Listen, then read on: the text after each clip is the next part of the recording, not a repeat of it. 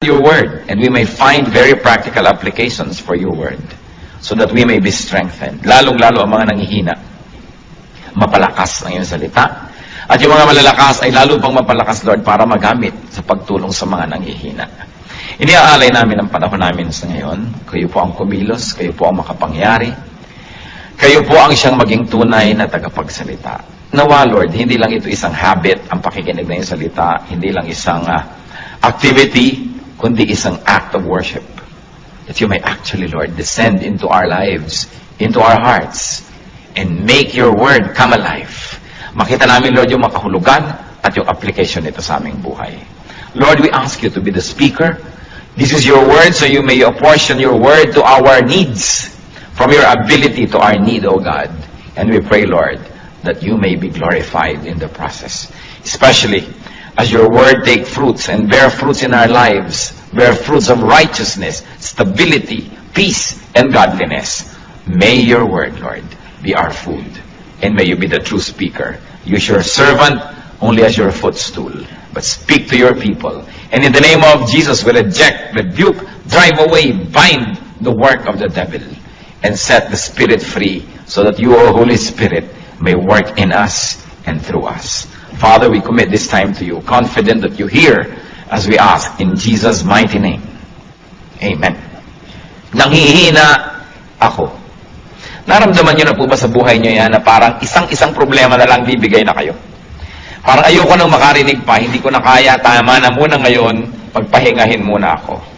Kumisa ng mga problema dumarating sunod-sunod, ang panghihina sunod-sunod, nakaka-demoralize, may sakit ka na kumisan, wala ka pang pera, tapos pinagtaksilang ka pa ng iyong kabiyak, sunod-sunod, mo nanghihina ako. O kaya ang dating ng temptation, hindi mapatid-patid, nanghihina na tayo, gusto na nating bumigay.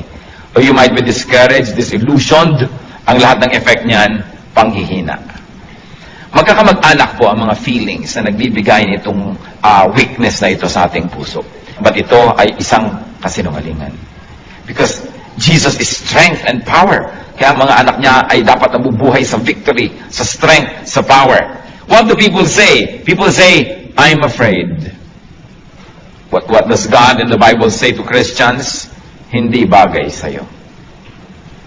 Kung natatakot ang ating mga kapatid, hindi bagay. Sabihan nyo ang katabi nyo, hindi bagay sa'yo ang matatakotin. Diba? Hindi bagay. Bakit? John 14:27, do not let your hearts be troubled, and do not be afraid. Madaling sabihin, mahirap ipamuhay, lalo naunahan na tayo ng takot, naunahan na tayo ng pandaraya ng kaaway, at tayo sunod-sunod na ng mga kabiguan ang nangyari. We are made to believe and conditioned to believe that we are no match to the enemy. Indeed, we are no match, but the Lord is. Our victor is our champion who has already won the battle for us. 2 Timothy 1:7, for God did not give us a spirit of timidity, but a spirit of power, of love, and of self-discipline. Yan ang ibinibigay sa atin ng Diyos, spirit of power. Kaya masasabi natin, hindi bagay sa'yo. Kahit mga kapatid, tayo manalamin, nanghihina tayo halimbawa, manalamin kasi mo, anak ka ng Diyos, hindi bagay sa'yo. Sapagkat ang mga anak ng Diyos, kailangan kamukha ng Diyos. Kasi kamukha nga tayo dapat ng Diyos, kawangis, lalong-lalo sa ating kalooban. So brothers and sisters, discipline yourself not to be afraid. It is a matter of habit. Natatakot tayo sa darating, natatakot tayo sa sakit, natatakot tayo sa pagtanda, natatakot sa kamatayan, etc., etc. At kamag-anak po niyan, yung sinasabi mo lagi, I'm worried and frustrated. It's part of being afraid and it's part of being weak. I'm worried. Ano po ang sagot ng Panginoon dyan? You're worried? Cast your cares on me. Cast your cares on me. 1 Peter 5:7, cast all your anxiety on Him because He cares for you. Di po ba kumisan, meron tayong panghihina ng loob, may pamamroblema, pero pag nakahinga tayo sa ating kapalagayang loob, kay kapatid, kay kamag-anak, kay ibigan, lumalakas-lakas ang ating loob. Pero kumisan, hindi natin kailangan makipag-date pa, mag-lunch tayo, magkape tayo para lumakas ang loob natin. Kasi ang Panginoon is only a prayer away.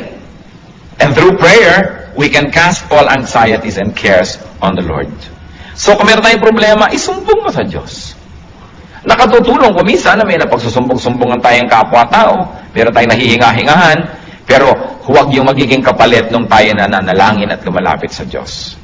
Another complaint of people tungkol sa panghihina, mahina daw ang isip, I am not wise enough. But the Lord answers, I give you wisdom. Huwag kang lagi nagdadahilan na hindi ako marunong sapagkat nagbibigay ang Diyos ng kaalaman. 1 Corinthians 1:30, Christ Jesus has become for us wisdom from God. Of course, once more, it has a specific meaning, but its general meaning is that we can have wisdom through the Lord. Learn. Hindi dapat lagi nating sinasabi, hindi kasi ako marunong. Kung mga isang buwan na nating sinasabi yan, 1 taon, 10 taon, tama na yun. We've got to learn. At kakamba niyang, I'm not wise enough. Ano pong laging marinig mo sa mga tao? I don't know what to do. Pero ano pong sinasabi ng Biblia at ano sinasabi ng Panginoon dyan? I know. I will guide you. Proverbs 3:5-6, trust in the Lord with all your heart, and lean not on your own understanding. In all your ways, acknowledge Him, and He will make your path straight. So, magtiwala sa Panginoon, huwag sa sarili. Huwag sumandal sa sarili lamang kaalaman, sapagkat maaari niyan ay only half-truth, half-lie, or a full lie, or a distorted truth. Sabi, in all your ways, acknowledge Him.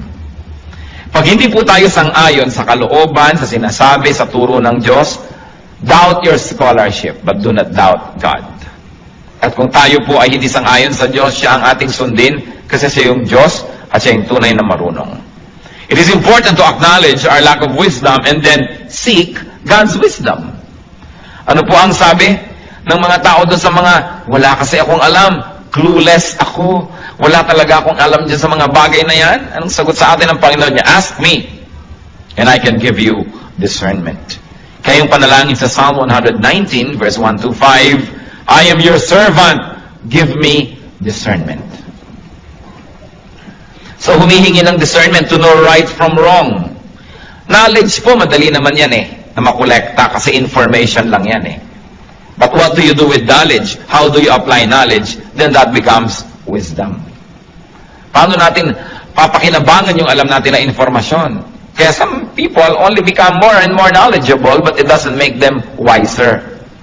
Kaya hindi ko mo edukado, marunong sa buhay. Kahit marami ko isang degrees, marami lang alam na information, pero hindi alam i-apply sa buhay yon, walang wisdom.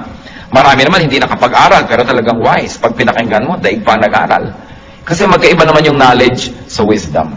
But wisdom God can give, and discernment God can give.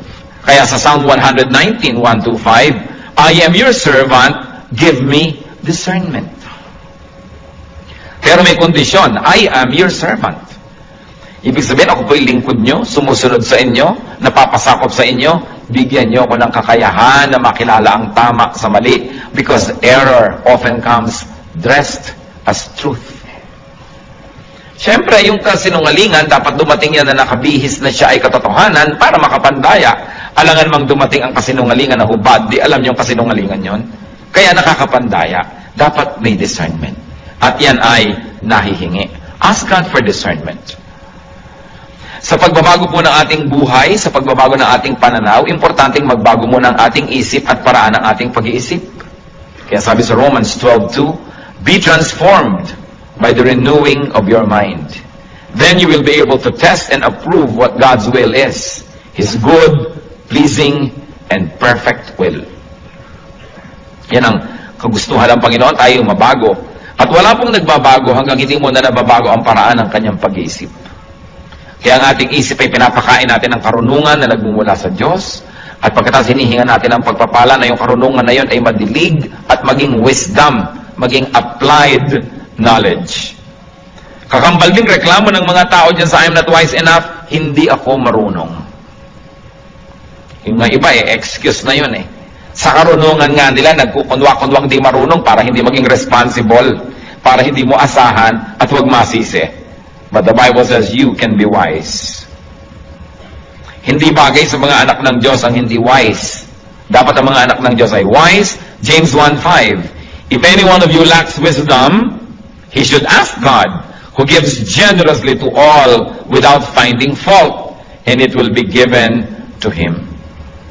Nagbibigay pala ng wisdom ang Diyos. So kung wala kang wisdom, either hindi ka humingi o tinatanggihan mo yung binibigay ng Diyos. Pero kung tayo humihingi at handa tayong tanggapin yun, magkakaroon tayo nun. So we can learn to have wisdom. We can ask for such. And then we can be strong. Because to be wise is to be strong. Isa pa pong reklamo sa panghihina, sabi di ba, mahina ang desisyon ko. I don't know what to do. But the Bible says, the Spirit of the Word of God says, I can guide you. Pati nga sa sasabihin ng mga disciples, sabi ng Espiritu ng Diyos, tuturuan ko kayo ng sasabihin. Matthew 10:19, but when they arrest you, do not worry about what to say or how to say it. At that time, you will be given what to say. Kaya sabi ng Panginoon, kung darating ang panahon na kayo aarestuhin dahil sa akin, dahil sa aking pangalan, dahil sa pagtuturo nyo, huwag kayong mag-alala kung paano nyo ipagtatanggol ang inyong sarili. Huwag kayong mag-alala kung anong sasabihin nyo. Sa oras na kailangan nyo magsalita, bibigyan kayo ng Espiritu ng Diyos ng mga pinakatamang sasabihin. Kaya mga iba, sabihin mo, mag-Bible study ka, mag-lead. Ay, hindi ko marunong magturo, hindi ko alam masagutin ang mga tanong. O tumurong ka naman, maggawa ka ng ganitong ministry, hindi ko alam ang gagawin. Talaga pong hindi natin alam. Pero ang pangako ng Diyos, if we are His servants, He will give us discernment. Sasabihin natin, Lord, narito na po yung bibig ko, inaalay ko na po sa inyo, kayo po ang magsalita. Narito po ang aking kamay, kayo ang maglingkod through me. Narito ang aking paa, kayo maglakad at pumunta sa gusto niyong puntahan through my body. So I will become a living sacrifice, not a dead one. You can live in me, you can live through me, and you can love through me. That's why we become instruments and channels of God's blessings. Huwag tayong matakot. Ang mahalaga, inaalam natin ang pwede nating alamin. Hindi naman pwede natin sabihin na, oh Lord, kayo na po ang bahala, hindi na ako mag-aaral, wala na akong gagawin, bahala kayo. Nag-aaral pa rin tayo, nagsasanay tayo, at kung darating na yung panahon na kailangan gamitin yon, ang Panginoon ang nagbibigay sa atin ng kakayahan para magamit, maalala, at mabigyan ng tamang korte, hugis at kulay yung mga dati na nating nalaman para magamit at ilapat sa pangangailangan ng sandaling yon. So we plant, the Lord makes it grow. So nag-aaral tayo, pagkatapos ang Lord ang magbibigay ng kakayahan na i-apply yung ating napag-aaralan. Tungkol pa rin sa panghihina, reklamo po ng marami, I'm so weak. Especially sa pananalig, mahina ang pananalig ko. Nagdadasal ako pero hindi naman ako naniniwalang ibibigay yung dasal ko, lalo't medyo extraordinary, medyo himala ang hinihingi ko, lalo't medyo hindi ko kita yung kasagutan, kulang ako sa pananampalataya. I'm so weak when it comes to faith. But the Bible says you can be full of power. You know, the first century Christians were known not for their knowledge, but for their power. Pag ipinagpipray nila yung mga may sakit, nagkagalingan. Pag may mga ginagawa sila, kahit imposible, nagagawa. And you know, the power to forgive, the power to love, that's the greatest power. Hindi po nasusukat yung power sa kaya nyo magbuhat ng mga tone-toneladang bakal, o kaya kaya nyong lumangoy ng milya-milyang dagat, o kaya kaya nyong tumalon mula sa taas-taas ng mga pinanggagalingan. Well, that is strength, it is not power. Ang tunay na power yung nagmumula sa kalooban. Yung nakakamuhoy ang isang tao, tapos naiibig mo pa rin, that's power. Yung mahirap magpatawad, nakakapagpatawad ka, that is power. Yung sa halip na magagalit ka, naiibig mo yung kapwa, nagkakaroon ka ng puwang, ng pangunawa sa kanya, that is power. And God gives that power. Ang sagot ng Bible sa mga weak, you can be full of power. Pwede kang mapuspos at mapuno ng kapangyarihan. Kaya hindi sapat yung excuse na I am so weak, because the Bible says you can be full of power. Hindi sapat na tayo ay maging puro bigay na lang ng bigay ng excuse. Luke 17:6, He replied, if you have faith as small as a mustard seed, you can say to this mulberry tree, be uprooted and planted in the sea, and it will obey you. Kung meron daw maliit na pananampalataya, kahit kasing liit man lang ng buto ng mustasa, na mas maliit pa yun doon sa ulo ng aspile, sabi gano'n, kahit itong punong ito, utusan mong buhatin ang sarili niya at bunutin at itanim sa tubig, yun ang kanyang gagawin. Siyempre, isa yung talinghaga na sinasabi sa atin, walang imposible sa nananalig. Acts 1:8, but you will receive power when the Holy Spirit comes on you. So, Christianity is all about power. Kaya sinabi natin kanina, hindi bagay sa anak ng Diyos yung mahina. Nanghihina ka man kapatid, dapat sandaling-sandali lang para lang hangin na dumaan, pero hindi dapat ang tagal-tagal. Bakit? Sapagkat naaalala natin kung sino tayo. Tayo yung mga Kristiyano.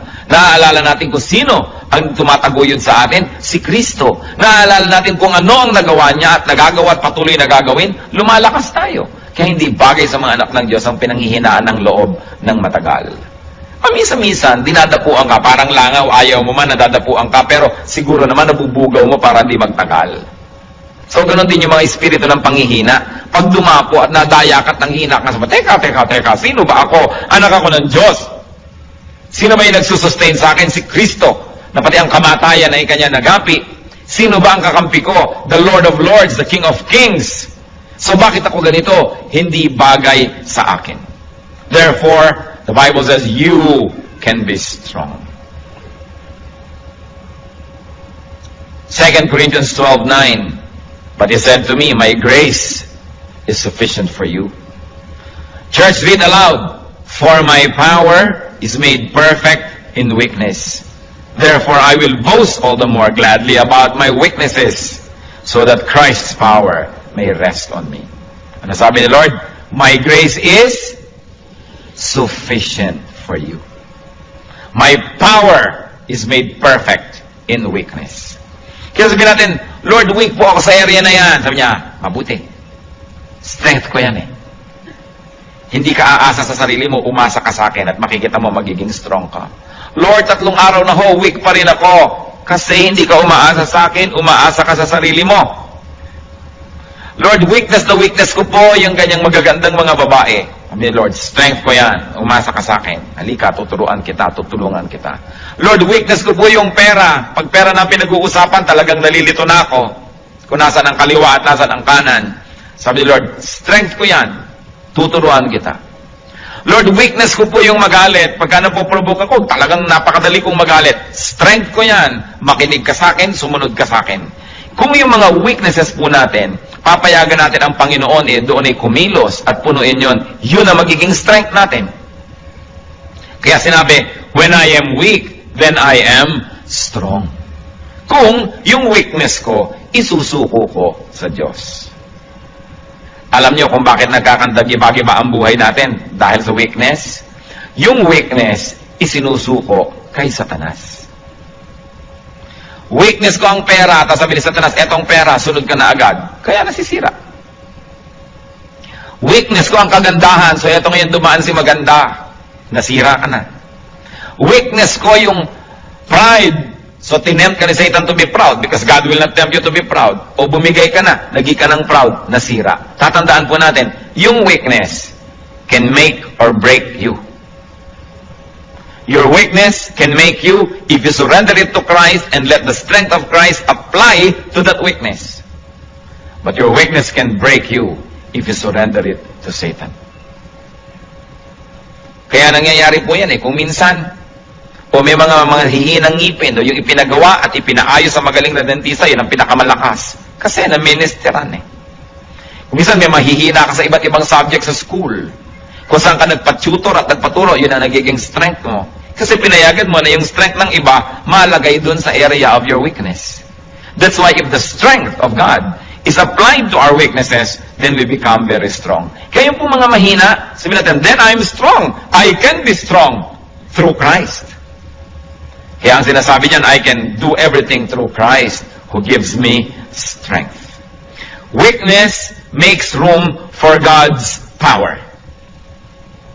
Hindi ba ganun din yung mag-asawa? O masakit ang pakiramdam ko ngayon, mahina ang katawan ko, ikaw mag-drive. O yung isang nagda-drive. Where I am weak, you are strong. And because I relied on your strength, my weakness became strength. Mahina ako magkwenta, ikaw magkwenta kasi magaling ka sa math. So dahil in-acknowledge mo yung weakness mo, hinayaan mo yung strength ng iba na pumasok sa area na yon, naging strength tuloy.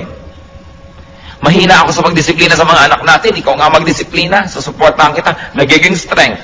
So ano po ang weakness nyo, kapatid? Ibigay nyo sa Panginoon. Magiging strength. Kaya sinabi natin, hindi bagay na mahina ang isang Kristiyano.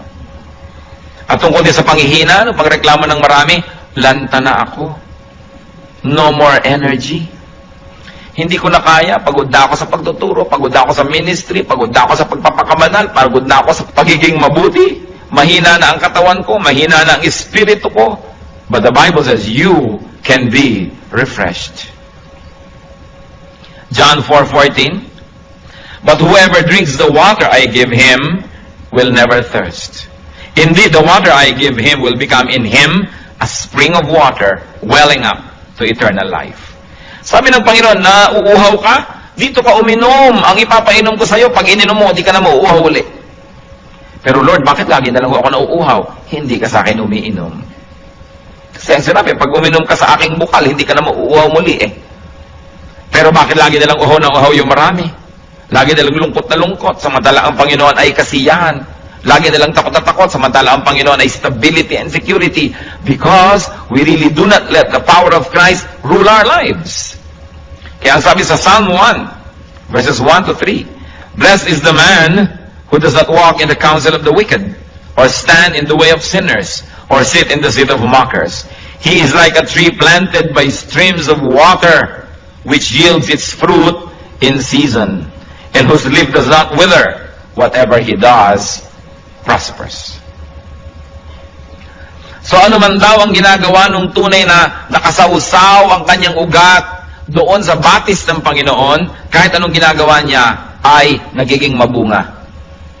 So paano natin malalaman kung hindi tayo nakasawsaw sa batis ng Panginoon? Hindi tayo mabunga. Baliktarin nyo lang. Kasi pagka nakasawsaw ka daw, mabunga ka, hindi ka mabunga. Di ibig sabihin hindi ka nakasawsaw. Hindi po, lagi naman ako sa church. Hindi ibig sabihin, no, nakasawsaw na tayo sa tunay na salita ng Diyos. Palabasan naman ako ng Bible, ang dami ko alam na verses. It doesn't follow that we are already godly and we are really drawing strength from the Lord. Kailangan talaga tunay, hindi pakitang tao, hindi panglabas, at hindi pangimbabaw lamang. Lalaliman natin. So, ang mga anak ng Diyos hindi bagay na lalanta. O ba't ganyan ang itsura mo? Lumong-lumo na ako eh. Pagod na ako sa kabutihan. Teka, hindi bagay yan sa'yo. Hindi ka dapat nalalanta ng ganyan. Baka hindi ka planted by streams of water. Akala mo lang. Kaya kailangan lagi tayong nagre-renew ng ating relationship with the Lord. Lagi tayong nagre-renew ng ating kabanalan. Humihingi ng tawad sa ating mga kasalanan. Nag-aaral ang mga salita ng Diyos at patuloy na humihingi ng karunungan kung paano i-apply yun. Yung iba ang panghihina nila, hindi ko kayang gumawa ng mabuti. Ano? Yung biyenan ko, kakausapin ko, hindi ko kaya yan. Ano? Tutulungan ko yung mga dating umisulto sa akin, hindi ko kaya yan. Ano pong reklamo ng iba? I cannot afford to do good. Yan ang aking weakness. But the Word of God says, I can give you enough supply, enough strength, so you can afford to do what is good. 2 Corinthians 9, verse 8. And God is able to make all grace abound to you, so that in all things, at all times, having all that you need, you will abound in every good work. Yan po ang pangako. Aapaw tayo sa mabubuting gawa, sapagkat sa lahat ng panahon, aapaw ang grasya ng Diyos sa ating buhay, sa lahat ng oras, sa lahat ng lugar. You will have everything you need. In that case, you will overflow and you will abound in good works. Yan po ang kalooban ng Diyos para sa atin. Hindi maging mahina tayo sa paggawa ng mabuti. Marami mga tao mahina sa paggawa ng mabuti pero malakas sa paggawa ng masama. Hindi makapagpakumbaba, hindi makapagsabing I'm sorry, pero kayang-kaya niya magsabi ng masasakit na salita sa kapwa. Pag I'm sorry, hindi masabi. Pero pag masakit na salita, kaya. Pag act of kindness, kayang gawin. Sinasagot-sagot yung magulang, kayang-kaya. Pero pagka gusto ng yung magulang ihalikan o yakapin, hindi magawa-gawa. Nahihirapan ng loob pag gagawa ng mabuti. Pero gagawa ng mali, malakas ang loob. Pagka mandadaya, malalakas ang loob. Pagka aamin ng pandaraya, paghingi ng tawad, hindi kaya. Bakit nga ba ganun ang maraming tao? Ibig sabihin lang, hindi tayo lubos na nakasawsaw sa batis ng Panginoon. Kasi bakit pagka may energy pag nakikipag-away? kayang-kaya. Pero pagkagagawa ng mabuti, nahihiya. Ngingiti lang sa kapwa, hindi makangiti-ngiti. Napakarami pong tao gustong ngumiti, pero ayaw lang, nahihiyang ngumiti. Ayoko ngumiti, nakakahiya. Pero kayang-kayang manimangot. Yung gagawa ka lang ng mabuti, nakakahiya. Bakit pabaligtad na yata? Kaya sabi, you will abound in every good work. That's why we have to be immersed in God's water. In God's perfect living water. Yung iba po, anong panghihina? Sabi na, huwag na tayo mag-Bible, huwag tayo mag-Christian. Kahit naman mabuti tayo ngayon, next week, babalik din tayo sa dati. Hindi rin natin kaya i-maintain yan. Yan ang reklamo ng iba. I am weak, I cannot maintain a holy lifestyle. I cannot be holy enough. Yan po ang reklamo ng iba. Sobra akong mahina, hindi ko rin naman kayang i-maintain. Huwag na lang umpisahan. But the Lord says, I will help you. Yan ang kanyang pangako. You say you cannot maintain a holy lifestyle. I cannot be holy enough. The Lord says, I will help you. Philippians 1:6. Being confident of this, that He who began a good work in you will carry it on to completion until the day of Christ Jesus. Siya na nag-umpisa at kasama mo sa pag-uumpisa ng pagiging mabuti at paggawa ng mabuti at pagbabago ang loob, siya ang tutulong sa iyo na makumpleto yan, mabuo yan hanggang sa pagbabalik ni Kristo. Kaya hindi bagay sa Kristiyano yung mahina sa kabanalan, pero sa kasalanan, malakas. Nababaligtad. At meron pa nagsasabi, I cannot stand up. Mahina ako sa pagtayo, mahina ako sa paninindigan sa buhay. But the Word of God says, I can enable you. Hindi mo kayang tumayo, pero kaya kitang tulungan na tumayo at manatiling nakatayo. Romans 14:4. Who are you to judge someone else's servant? To his own master, he stands or fall. And he will stand, for the Lord is able to make him stand. Kaya daw nating tumindig, sapagkat ang Panginoon ang magbibigay sa atin ng kakayanan. Kaya kaya rin nating manindigan. Weakness, ano po bang ibig sabihin yan? Pag sinasabi nating nangihina ako, merong mga nangyari na sunod-sunod, kaya nakarating tayo sa ganong estado ng panghihina. At isa lang po, ang pinagmumula ng panghihina, yung pag-asa sa sarili lamang. Weakness comes from dependence on yourself alone. Because if you depend on God, your weakness will translate into strength. Pag tayo'y umaasa sa Diyos, ang kahinaan nagiging kalakasan. Where we are weak, we become strong. So mga kapatid, isa lang po itong simpleng analysis. When you are weak, it means you are depending on yourself. Or you are depending on other people. That's why you are weak. Because the moment you depend on God, and you let God do His mighty will, then your weakness becomes strength. Hindi natin sisisihin ng Diyos. Bakit po mahina ako dito? Pinapabayaan niyo na yata ako. Sabi niya, where you are weak, you will become strong. But you've got to do it my way. You've got to give me space. You've got to let me do what I'm good at doing. And that is to restore you, to strengthen you. But remember, God gave us free will. How you use that free will make or break you. Saan po ba tayo mahina? Tayo na lang nakakaalam. Alam ng Diyos. Huwag naman ninyong gawing kahinaan yan last year, kahinaan pa ngayon, kahinaan pa next year. What is important is that we are changed from glory to glory. That we become Christ-like. More and more Christ-like. That we do not become sinless, but we sin less and less and less. Na hindi tayo lagi nagtatago sa likod ng mga excuses na ganyan talaga ako, tanggapin mo na lang akong ganyan. Yun talaga ako. Sapagkat hindi good enough yung ganun lang talaga. Kailangan magbago ng magbago. At binibigyan naman tayo ng Panginoon ng kapangyarihang magbago. One of the noblest way, most sublime way to worship God is to be more and more like Him. Mabuti yung pag-awit, mabuti yung offering, mabuti yung pagsayaw sa Panginoon, mabuti yung pagtugtog, pag-worship. Pero isa po sa mga pinakamalalalim na paraan ng pagsamba, yung tayo'y lalo nang maging kawangis ng ating Diyos. That is one of the best ways to please the Lord. Di ba kung magulang ka, kamukha mo yung anak mo, tuwang-tuwa ka. Diba? Aba, kamukha ko ang anak ko. So gusto ng Diyos makita niya na kamukha tayo. Kaya manalamin nga tayo at magtanong, teka, kamukha ka ba ng Diyos? Anong ginagawa ng mga sungay-sungay dyan? Diba? Alis-alisin niya mga yan. Ang mga kalikaliskis na yan, alis-alisin kasi hindi ka yata kamukha ng Diyos. Kaya dapat tayo nagtatanggal ng mga hindi dapat. Lalong-lalo yung mga weaknesses. Alam niyo po yung weaknesses, it's only in the mind. Nakita niyo yung mga pag may biglang sunog. Ano nangyayari kahit buong refrigerator nabubuhat eh. Pero pag tapos na yung sunog, 3 na yung nagbubuhat, di pa maibalik-balik yan. Kasi alam niyo yung inisip mo, kailangan ko itong gawin, nagkakaroon ng pagbabago sa iyong katawan, sa iyong buong pagkatao na nagagawa mo yung dapat gawin. Eh kung sunog lang yun, nagkakaroon tayo ng lakas. Eh di lalo na kung alam natin that this is a spiritual warfare, that we must win. Dahil meron tayong lakas, lalo't ipinangako ng Diyos, I will never leave you, I will never forsake you. So niya, cast all your cares upon Him, for He cares for you. And when you are weak, you will become strong. What you must do is to allow the Lord to enter that weak area and do His will. Huwag tayong tumanggi. Huwag tayong makialam sa Diyos. Sumuko na lang tayo. Kaya ano po ba yung mga areas na yan? Kung tayo nang hihina, remember, dahil umaasa tayo sa sarili lamang.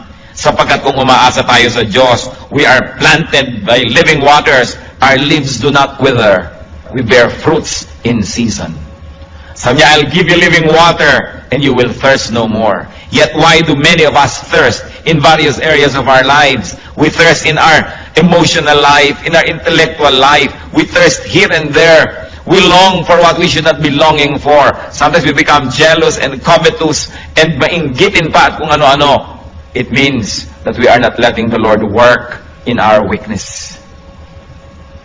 Isang inaalagaan pa natin yung weakness na yun na, alam mo naman, weakness ko na dapat pinapansin ako. Talagang pag hindi ako napapansin, nagagalit ako. At yung hindi ka mapapansin, nagagalit-galitan ka pa nga, dinadagdagan mo pa. Dahil sasabihin mo, ako ito, kailangan bilhin mong ako ito. No, we should be changed.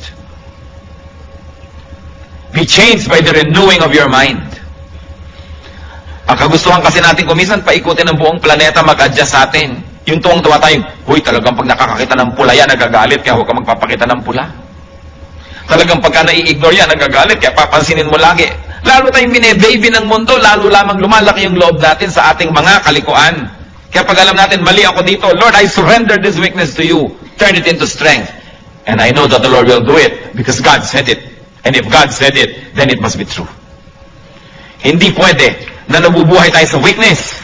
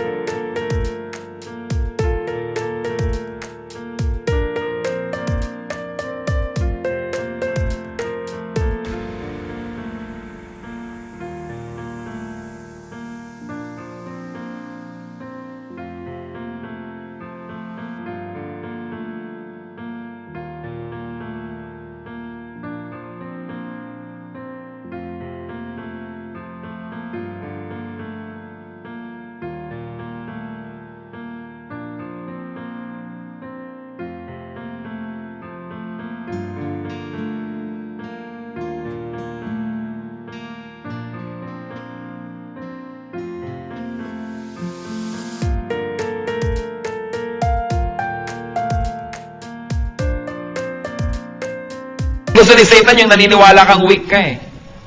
Kasi yung kaya mong gawin, hindi mo na ginagawa, nakumbinsi ka na hindi mo kaya. Alam niyo si Satan, pipigilin niya una na masave ka. Pipigilin niya na ipanganak ka muli, na magkaroon ka ng panibagong buhay. Pag di niya napigil yon, at di naman niya kayang pigilin, kung gugustuhin yung may katawan, di niya mapipigil. Pag di niya napigil yon, ang susunod niyang pipigilin, lumago ka sa pananampalataya. Pipigilin niya yan. Kukumbinsihin ka niya, hindi talagang maramdamin ka, dapat unawain ng mga taong maramdamin ka. Hindi talagang itong weakness mo, hayaan mo nang, yan ay i-maintain mo na, kasi konti lang naman ang weakness mo, dapat weakness mo na talaga yan, tanggapin na lang nila yan. Yan ang mga pandaraya ng kaaway para huwag tayo mag-grow. Sapagkat ang tao, pag ikaw ipinanganak na muli, dapat ka namang lumago at mag-mature. Kaya ang goal natin, first is to have a new life. the rebirth, and then to grow into maturity. Pero ang dami hindi nagmamature because they continuously believe in the lies of Satan na okay ka na, pwede na yan. Kailangan hindi. Kailangan patuloy tayong humihingi ng pagbabago.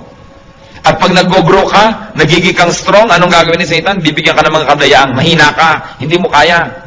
Masakit ang katawan mo ngayon, meron kang sakit sa bato, meron kang diabetes, o mahina ka. Kaya tuloy, idadamay na niya yung pati lakas ng loob mo, espiritu mo, panghihinain ka na sa lahat ng area. Wala kang pera, hindi mo kayang gawin yan. Ang weakness mo, wala kang pera. Bakit? May pera ba yung mga apostles? May pera ba si Kristo? May pera ba sila nun? Ang dami nila nagawa. May wala kang ganito, wala kang ganyan. Puro pandamaya. Ang ibig sabihin lang, mahina ka, mahina ka, mahina ka. Ikaw naman naniwala na, mahina nga ako. Kaya siya ngayon, nakaka-take over. But when you do not give Satan the space, he will never have space. That's why the Bible says, resist the devil and he will flee from you. Just resist, you don't have to fight. Bakit mo lalabanan yung demonyo? Ay malakas yun. Nilabanan na siya ng Panginoon at natalo na. Kaya hindi na dapat tayong parang lagi nakikipagtunggali. Sabihin natin, teka, tapos na ang labanan na. Bakit nakikipaglaban na naman ako? Nadaraya yata ako Narito na lang ako para kunin yung premyo. Narito na lang ako para mag-enjoy ng victory ng Panginoon kasi siya yung lumaban para sa akin. Ano, nakikipaglaban na naman ako? Dinadaya tayo Victory is already ours. Kaya pag nadadaya kang hindi ko to kaya, sabi mo, it's a lie because the Lord already rose from the grave. Binayaran na lahat ng kasalanan. Tinalo na si Satanas. Bakit ako mamumuhay na talunan? Bakit? Alagad ba ako ni Satan? Hindi. Bakit katalunan? Siya yung talunan. Dapat dito ka sa kabilang panig sapagkat ang Panginoon ay nanalo. Kaya tayo, we can have victory.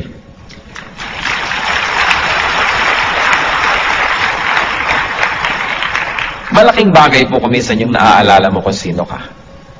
Meron akong kilala. Napakabuti ng pamilyang nilakihan, mabuti naman yung naging foundation ng kanyang buhay. Sa kalagitnaan ng buhay niya, nalulungi siya sa mga bisyo, nakasama niya mga maling tao, nadala siya ng nadala sa mga putikan at sa mga kasalanan at sa mga kamalian, naiba siya ng naiba yung pananaw niya sa sarili niya, nawalan siya ng self-respect, nakalimutan niya pati table manners na alam naman niya, nalimutan niya yung pagbibihis ng tama na alam naman niya, kasi hinila siya ng hila pababa ng kanyang environment. Pero minsan nakasakay siya sa jeepney at sa traffic.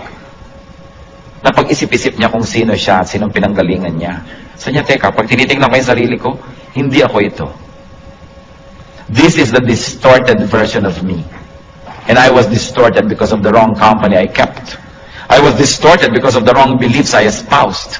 I was distorted because of the wrong activities that I indulged in. Babalik ako sa aking sarili.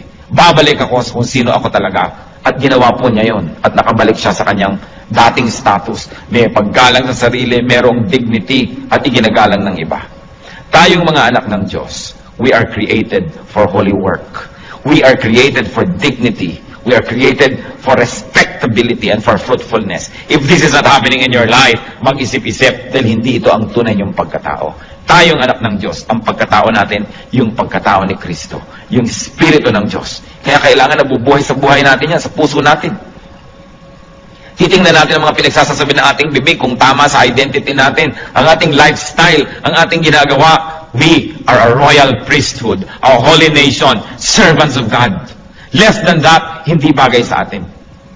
Kaya dapat meron tayong dignity. Hindi hahabol-habol ka ng kahit konting pagtingin, namamalimos ng pag-ibig kahit na isang laang kaluluwa sa impyerno may umibig lang sa'yo. Teka, iniibig ako ng Diyos. Kung kailangang ibigin mo ka na, magkakasala pa ako, habul-habulin lang kita, wag na, sa'yo na ang pag-ibig mo, hindi bagay sa akin yan. Anak ako ng King of Kings and Lord of Lords, hindi bagay na isinasangla kong kaluluwa ko, magkapera lamang, magkaroon lang ng mga hinahangad ko, kayang ibigay sa akin yan ng Diyos, God's way, not through Satan's way. Don't live in a lie, you are a child of God. Mahalaga inaalala mo, sino bang magulang ko? Di ba ang Diyos? Hindi naman si Satanas. Ba't ganito ang nangyayari sa buhay ko?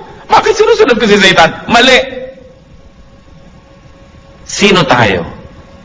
Sabi sa Bible, but you are a holy nation. You are a royal priesthood.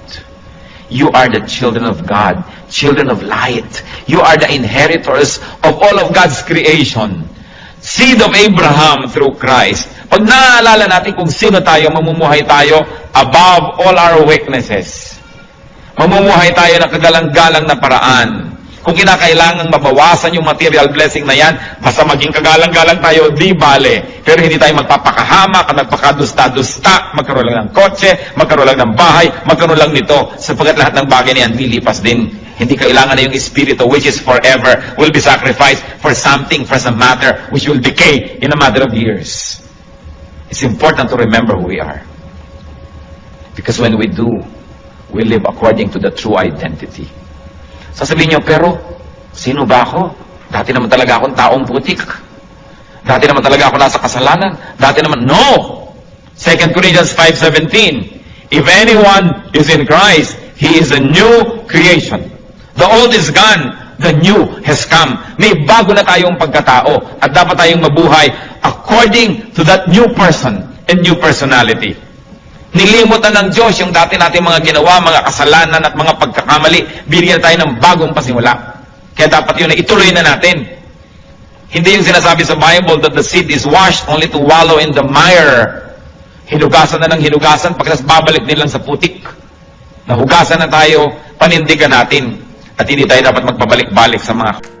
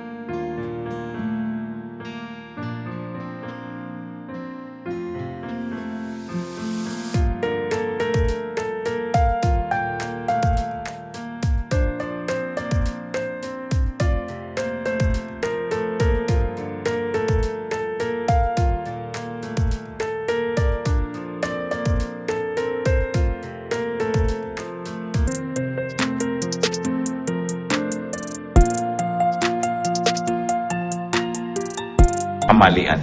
Huwag kayong magpapadaya that you are weak. Because in Christ, we can do everything. Through faith, we can do anything. Weakness means dependence on oneself. Strength comes from dependence on Jesus. Kaya kung nangihina, alam natin yon, umaasa sa sarili. Bakit pinanghihinaan ng loob? Ang dami kong gagastusin, wala akong pera sa bulsa. Umaasa ka sa sarili mo. Maaaring bigyan ka ni Lord ng pera, o maaaring alisin niya yung gagastusin, o maaaring bigyan niya ka ng kalakasan para harapin yon. Naku, ano kaya ang gagawin ko pagtanda ko? Paano yan? Wala akong savings, wala yata ako naipon. Umaasa ka sa sarili. Kung umaasa ka sa Panginoon, lalakasan yung loob. Hindi ko yata kayang lutasin ang problema ng pamilya ko. Kasi umaasa ka sa sarili. Sabi natin, Lord, ano itong pamilya ko? Ipinangako nyo, hindi nyo ako papabayaan. Ipakita nyo sa akin kung paano kayo kumikilos at nang makakooperate ako, makasunod ako nang masolve ito. Pero oras na humiram tayo ng kasangkapan from Satan to solve our problems, na-solve ng konti, pero ang laki ng bayad, lalong mas malaking problema ang kasunod. Parang meron na nga kayong problema, mangungutang pa kayo sa 5-6 para bayaran. Mamaya, mas malaki pa rin yung utang nyo. Ang ending, nagkalubog-lubog kayo lalo. Kasi hindi dapat yun ang solusyon Meron gumawa sa inyo ng mali, gagawin nyo rin ng mali para malutas. Ngayon, gagantihan kayo ng anak nun, yung anak niya gaganti naman. Hindi na natapos-tapos. Kung gusto natin na solve ang mga problema natin, wag na wag kayong hihiram ng tool ni Satan. Kung yung kotse nyo may sira, kailangan nyo ng gamit, inaabot ni Satan yung gamit para ang ganda-ganda, bagong-bago, pwede sabihin, ayoko. Ba, itong solusyon. Galing sa'yo, ayoko. Kahit kamay ko o ngipin ko o gilagid ko ipampihit ng tornilyong ito, hindi ako hihiram ng screwdriver sa'yo. Diba? Dahil si Satan ka Hindi ka naman mabuti Hindi ka naman mabait. Sabi ni Lord, you come only to steal, kill, and destroy. Ano, tinaabutan mo ako ngayon? Alangan namang love mo ako. Daya yan. Pag kinuha ko yan, may bayad. Huwag na. Huwag kayong hihiram ng tool ni Satan. Dahil lalo niya kayong ilulubog. Yung mga iba dyan, misis, pinagtaksila ng asawa. Pastor, kaya magtataksil na rin ako. Bakit? Hihiram ka na kay Satan. Gumiram yung asawa mo ng ganong tool. Yun naman ang ibabalik mo sa kanya. Di pareho na lang kayo ngayon. Lalo ka nang nawala ng pag-asang maahon-ahon dyan. Dati kalahati lang ng inyong partnership ang nasa dilim, ngayon pareho na, di lumubog ka lalo. Huwag hihiram kay Satan. Pag nanghihina tayo, palakasin lang ang loob kay Satan hihiram. Huwag na huwag. He comes only to steal, to kill, and to destroy. Hindi niya kayo mahal, kaya huwag kayong padadaya, natatanggap ng anything, kasi may bayad yun. Umasa sa Panginoon. Ang sabi niya, I will never leave you. I will never forsake you. At si Jesus, hindi sinungaling. God is only a prayer away. Kung ano man yung mga weaknesses natin na yan, weakness ng ating personality, weakness ng ating espiritu, weakness ng ating katawan, weakness ng ating pag-iisip, God is our strength. At sabi niya, cast all your cares upon me, for I care for you. Aming Diyos, kami po'y lumalapit. Nilalapit na aming puso na kumisa na dinadalaw ng panghihina. Kadalasan ay nadadaya na rin ng mga kahinaan. Kayo na nakababatid ng kalagayan ng bawat isa. Kayo na nakakakita ng puso namin, Panginoon. Inihahain po namin ang puso namin sa inyo. Hinihingi namin, pakalinisin ninyo. Salain ninyo ang mga kasinungalingan na tinanggap nito at alisin niyo po sa aming puso. At puspusin niyo kami ng espiritu niyo, espiritu ng kapangyarihan, ng kaliwanagan, ng kabanalan. Lord, hubaran mo po ng mga balat kayo ang mga ginagawa ng kaaway at nang makita namin na ito'y masama. Unmask the work of the devil so that we may recognize it for what it is. And give us the wisdom to know your work apart from the work of the evil one. Huwag na huwag kaming hihiram ng tools from Satan, Panginoon. At sa mga kahinaan namin ito, alam nyo ito, kayong lumikha sa amin. Di pa man kami sinisilang, nasilayan nyo na kami sa sinapupunan ng aming mga ina. At alam nyo, Panginoon, ang mga kahinaan namin. And we ask you, Lord, like empty cups, we fill our hearts to you. Fill our cups with your strength. Fill our hearts with your power. Palitan mo ang mga kahinaan namin ng kalakasan mo, O Panginoong Jesus. At itinataboy namin ang anumang hinihiram naming kalakasang huwad galing kay Satan. In the name of Jesus, we reject all things that we have mistakenly borrowed from the evil one. All methodologies, all tools from Satan, we reject and rebuke in the name of Jesus. At Lord, kami nagbibigay